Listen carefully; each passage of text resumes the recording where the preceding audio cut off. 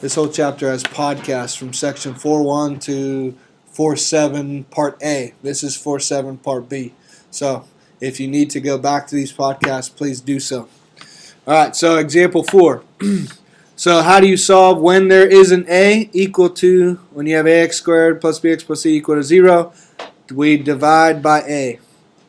So divide by 2. Here we go. X squared plus 4x plus 7 equals 0. Now it looks like the last problem, doesn't it? All you have to do, complete the square. Find the c, complete the square. So how do you solve these? Basically the only thing is divide by a and then it's normal again. Go ahead, you finish the problem. The same as the last problem.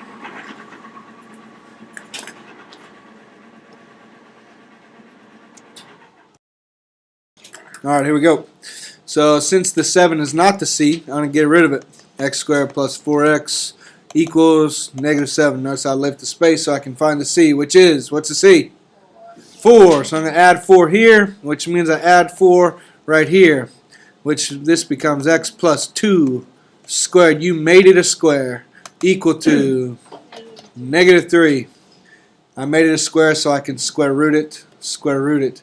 Right there you should know your answer is going to be an imaginary complex number, right? So if I square root this, I get x plus 2 equals, this becomes plus or minus, what is that? Yeah, if you're doing this, square root of negative 1, square root of 3 becomes I root 3. Okay? Now, you got one more step. Minus 2, x equals negative 2 plus or minus I root 3. Final answer. Any questions on that one? Good. Alright, be able to complete the square with an a other than 1. Alright, no big deal. Divide by a. Get rid of it. What if I gave you, instead of 8x, what if that was 9x? Is that going to change things? It's going to make things a little bit harder because you got fractions, but it doesn't matter. You can still solve. Here's the deal. You can always solve a quadratic by completing the square. Always. Can you always factor and solve? No, can't always factor, can you? But you can always do this. So if you understand this right here and you can't factor, you can try this all the time. Or what's the other one that you can use all the time? Quadratic formula. All the time. Always. I actually like this better than quadratic formula, but you can choose that later. Alright?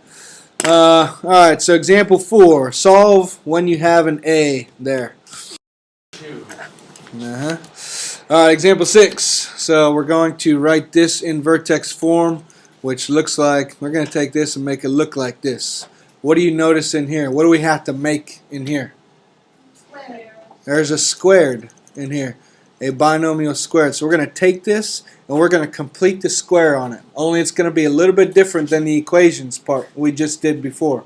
So people mix these two ideas up. Alright, here we go. Don't let that be you. So first thing, y equals x squared minus 10x. I'm going to leave a space here. And then I'm going to write 22. Did I move 22? No. I just kind of pushed it out of the way a little bit. That's step number 1. Step number 2, you can probably guess. What is it? Find the c that completes the square. So what is it? So we're going to add 25 right here. Now, here's the thing that's a little bit different. Since we did that, we always got to keep an equation even. What should we do now? Okay, you say add 25 over on this side of the equation. I wouldn't disagree. Yeah, you could definitely do that. I'm going to do something a little bit different. Instead of adding 25 to this side and then balancing it out, what could I do? If I add 25 to one side, Jim, subtract 25 from the from the same side. I'm going to subtract 25 from right here. How much did I add to the right side? 0. Nothing. See how it balances it out? I added 25, which threw off the balance, and then I subtracted 25, from the same side. Threw it back into balance. Okay? It's not the exact same thing as your first equation, though. As what? Your first equation. It actually is the same thing as the first equation, which is what we want. Only now it looks different. We want this look because now, what do we have? Square. If you just look at the first three things, we have a perfect square. Okay? What is it? X minus 5 squared. Now look what's left over. Plus 22 minus 25 make negative 3 equals y. You just put this thing in vertex form. What's the vertex? 5 comma negative 3 is your vertex. Why would this be helpful, knowing this method right here? In finding what? Vertex. True, vertex, which I'm trying to get you to think a little bit deeper. In finding the maximum or minimum. If I said, hey, find the maximum of that first thing up there, you could just say, okay, if I put this in vertex form, boom, which is actually pretty easy if you keep doing it a few times. And it's like, oh, the maximum is, in this case, what? Or is this a minimum? Minimum is negative 3. Negative 3. Just the y value, remember. If I say, what's the minimum? You say negative 3.